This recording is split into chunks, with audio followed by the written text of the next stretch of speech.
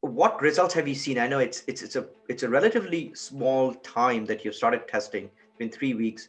What are some results that you're seeing? Yeah, so for if we're summing up those 3 last weeks, so the results in total would be around average, just as it was before implementing this strategy. But this third week that we're testing, I'm seeing these very optimistic results that basically state that our CPA is around $100 and $130 around that mark. Welcome to the Show Me the Data podcast by LeadSift, where every week we get marketing and sales leaders from fast-growing B2B tech companies to share specific tactics they use to drive revenue for their business. The best part, they share the exact metrics and data points behind each of their tactics. I'm your host, Tukan, the co-founder and CEO of LeadSift. See you there. Hello, everyone. My guest today is Alex Panchuk. Alex is the paid media marketing manager at Reply.io. Welcome to the show, Alex. Thanks for having me. Very good. So can you tell us a little bit more about Reply.io? What do you guys do? Yeah, Reply.io is a sales engagement platform, sales outreach platform, sales prospecting platform, however you can call it. We're like helping sales teams, SDR teams make their prospecting and outreach more easier and go multi-channel at the same time at scale. Awesome. So knowing a little bit about the sales engagement and sales outreach platform, I know it is one of the hottest in an extremely crowded market with not one but two 800-pound gorillas in Outreach.io and SalesLoft. So how are you guys competing in such a crowded space? And specifically what I'm interested in learning from your side is, as the paid media person, what are some cool strategies, tactics, hacks you're using to compete? Yeah, so just like you said, there are a few like big brands in our space, and obviously they are raising a ton of money and they have serious funding, but we at Reply.io don't. And this way we need to come up with some smart strategies and sometimes growth strategies, hacks that can bring us some results, some significant amount of leads or demo bookings in a short period of not just in a short period of time, but with the minimal commitment and just being smart about it. Okay, cool. So let's talk about smart, and I guess that's the only way to do it. We know that because at LeadSift we have to compete with other bigger companies, much bigger than us. So we are always looking for getting a leg up. So what's this smart strategy that you have recently come up with that you want to share with the audience? Yeah, so 2 months ago, I noticed I implemented this tracking on our landing page, on advertising landing pages, that basically track all the clickable elements on them. And the more interesting results is that sometimes people tend to click more on a specific CTA buttons, like try for free. For any business it can be different, but for ours it's proceeding to a free trial, and our landing pages state try for free button. And being in our space with the big competitors and seeing the cost per click like $20 or more, I decided to try to fool or trick this Google Ads bidding algorithms by not just feeding them with the actual signups and meaning conversions, but with this, like I call them, like intent signals of people clicking the CTA buttons, which then lead to sign up forms. And yeah.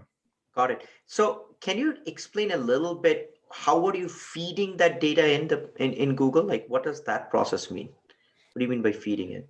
So with I implemented this tracking with the Google Tag Manager and put it back in an event in Google Analytics. And from Google Analytics, just because it's connected with our Google Ads account, I'm simply from a Google Ads account, I'm importing this conversion from the event of the click on the button that I'm tracking. And this way, for example, for some company, for some campaign, the conversions are not just 5 signups, but 5 signups and 10 or like 7, 10, or even more just clicks on a button that led to this sign up. So like in every business there is a funnel, and there will always be like drop-offs, and that's why I decided. So these clicks on the buttons are strong intent signals for us that state that people are interested in our product, in trying our product, but maybe our sign up form is a bit complicated. Maybe it's a long list of fields that they need to fill in and something like that. So that's why I decided to test it. Okay, so if I understand correctly, then the testing that you're doing is in your landing page, you have a bunch of different buttons, call to actions. Predominantly, the one that you're trying to optimize is people to sign up for a free trial. And what you noticed was a lot more people were clicking on, try it free button or sign up button, but not going through the full completion of it. So instead of having the tag manager point at the destination of completion of the form, you're basically optimizing on the click that button and feeding that back to Google so that Google think your landing page or your ad is super relevant. Yeah. That is the high level idea. Yes. Got it. Okay. So, and how long have you been doing this, Alex, this new process? So prior this week, I've been testing it for three full weeks. Okay. So let's talk about these 3 weeks that you're doing this. What was your hypothesis in running this experiment? Like, what were you trying to optimize for? Is it cheaper cost per click, or is it more conversion? Yeah, so the main goal was to bring more conversions at as a specific CPA, at a specific target cost per acquisition cost. Okay. For example, like $100. Okay. So $100 for a free trial sign up. That's what you're optimizing for. So currently, before what you were doing, Alex, before this new thing that you started testing, what was the CPC? What was the cost per click? You mentioned, is it $20 around that part? Yeah, around 20, 25, up to $30. Oh, wow. That is expensive for a click. And from there, what's the CPA like? Sometimes, so I mentioned this $100, it's just a hypothesis, but yes. The actual CPA was sometimes around 200 or even up to $300 per actual sign up. Okay, so if it's $20 a click and roughly, and you and $200 CPA, so 1 out of 10, so like 10% is the conversion that you're seeing on your landing page. Yeah, sometimes it's 10, it's maybe 15 up to 20%. Okay, that's a pretty good number in general though. So you have this number, $20 CPC, $200 CPA, and you want to bring that really the CPA to 100. That's like the goal, ultimate goal. Yeah. And what results have you seen? I know it's a relatively small time that you've started testing, in 3 weeks. What are some results that you're seeing? Yeah, so for if we're summing up those 3 last weeks, so the results in total would be around average, just as it was before implementing this strategy. But this third week that we're testing, I'm seeing this very optimistic results that basically state that our CPA is around $100 and $130 around that mark. Okay, so in the first 2 weeks of this experiment, you saw the cost being pretty much the same as before. But now that Google has some data on this, you're seeing the CPA going down closer to your target of $100. Yes, exactly. And the CPC is remaining the same?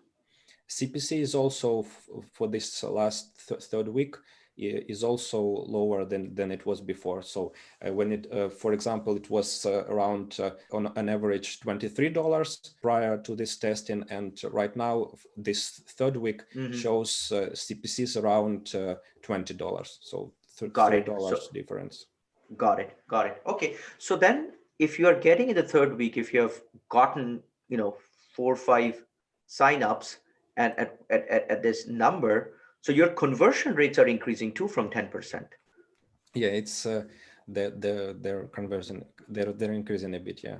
So that means it looks like, again, it just might be a sampling bias because you haven't done this for a long time, but it looks like Google is sending more lower funnel, higher intent leads to your page. Yes, that's the assumption that I'm hoping for. Yeah. Okay, so that's very interesting. What other metrics do you measure, Alex? I mean, CPC and CPA. CPA is probably the best metric for you to measure, but are there any other metrics that you are seeing, tracking? Yes. So for this last third week and in for this last 3 weeks in total, we see 43% more clicks with the same amount of impressions, meaning that our CTR is also increased by at around 50%. So Huh. we have the same amount of impressions as before, but the amount of clicks are 43% higher. Huh. So that means, okay, so same impression and but more people are clicking and more people are converting on your Yeah. landing pages. Yes. So it's definitely then Google is definitely prioritizing your ads now based Yeah. on this. I'm hoping that they are sending us the right people. Maybe they found some similarities in people, or maybe some similarities from geographic locations or from an ad schedule like perspective. Maybe some people were clicking at 11 a.m. but don't convert, and right now they're showing ads to more people that in the past converted, and they found some similarities, and they're showing more ads to more to those type of people. Got it. Got it. And when showing your ads, are you bidding for a long set of keywords or a very specific set of keywords? Yeah, was for just one campaign for one competitor. Got it. So you're doing a competitive keyword, Yeah.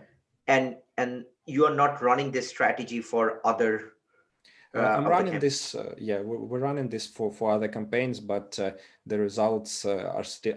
I switched to this model for other campaigns a bit later, so it's early to say about some Early. significant results.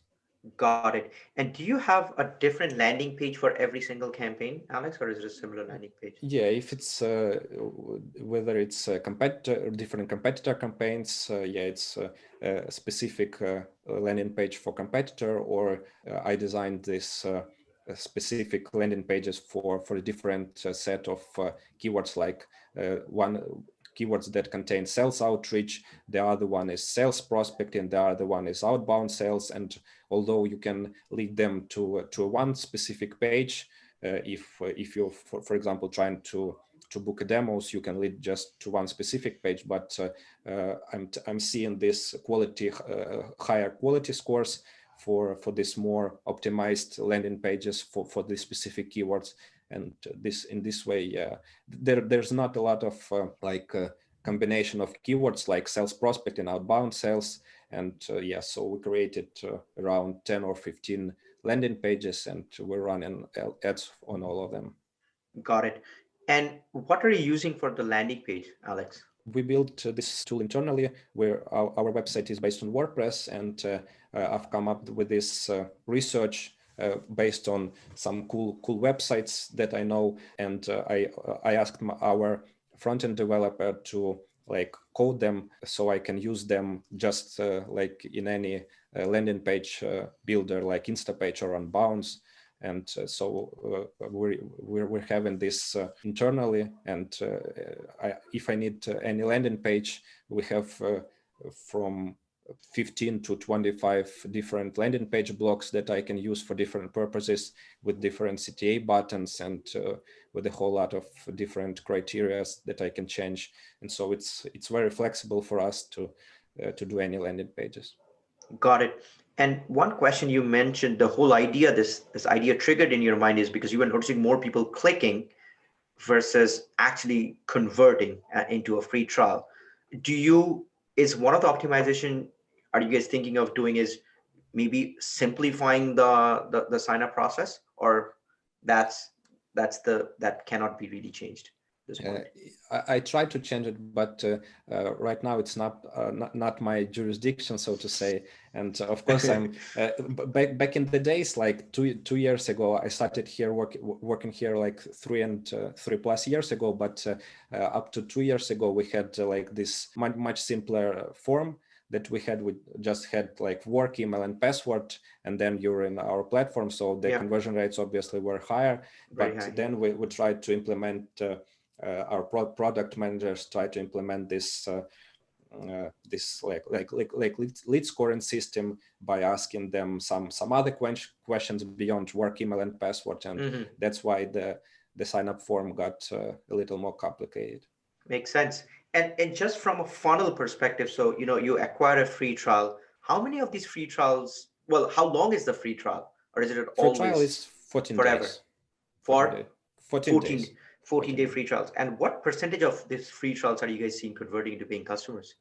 It's different from a channel to channel, but from a paid ads, we're seeing around from 15 to 25% conversions from free trial to paid subscriptions. Got it. So let's say 20% on average. So let's say, and you're getting $200 at acquiring a customer.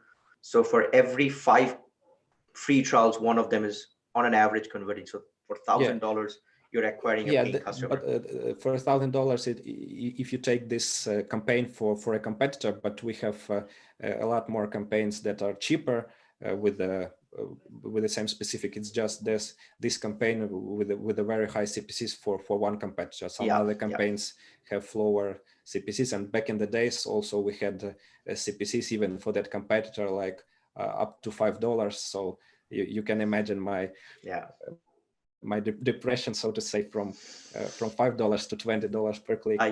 But that's the thing, right? In Google, when you're targeting competitive keywords, that's always very expensive. The competition rose very quickly. Yeah. Oh yeah, because they are also bidding on those keywords, so to make sure no one else is bidding on that, right? Yeah. Have you seen any difference, Alex, in the final conversion from free trial to a paying customer based on the keywords you're tracking? Is there any data that you have seen? We've seen some like significant data between the competitor campaigns. So we have a range of competitors, like from 10 to 20 competitors. And the one thing I noticed that for one specific competitor campaign in Adwords, the leads were converting to an annual subscription at a much quicker rate than, for example, against the competitors, the general keywords or the other competitors. So for this one campaign and this competitor on their website, they have only book a demo form, and they're also, I believe, selling annually. So maybe that's why leads that are aware of them are converting also for an annual subscription in our product. That's very interesting. And is your subscription is a month to month or is it annual only? That's differs. It's available and month by month and annual as well. Cool. This is great, Alex. This is very interesting. Something that I was not aware of, and I thank you for sharing this with us. I'm gonna share with my marketing team and try it out, and I'll let you know. And I'll be curious to see this result over the next month, maybe. Right here, it's been 3 weeks, and I'd love to see, how close to, $100 of your CPA goal you're getting for this campaign. But again, thank you so much, Alex, for showing us the data and sharing all these insights. Thank you. Yeah, thanks for having me.